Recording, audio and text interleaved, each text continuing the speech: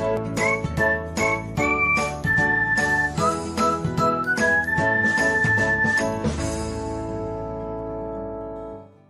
everyone, welcome back to another episode of Technologyglance.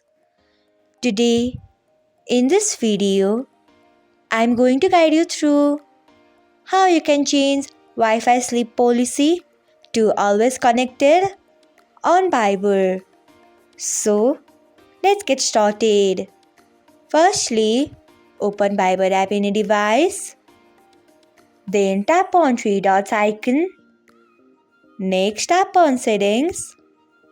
After that, tap on general. Next, you can see the option of Wi-Fi sleep policy. Tap on it. After that, you can see the option of always connected. Tap on it. So, this is how you can change Wi-Fi sleep policy to always connected on Viber. Thanks for watching. If you found this guide helpful, we would love it if you hit the thumbs up button below. We upload great new tech tutorials like this one every day, so do not forget to subscribe to our channel and hit the bell icon so that you'll never miss another update.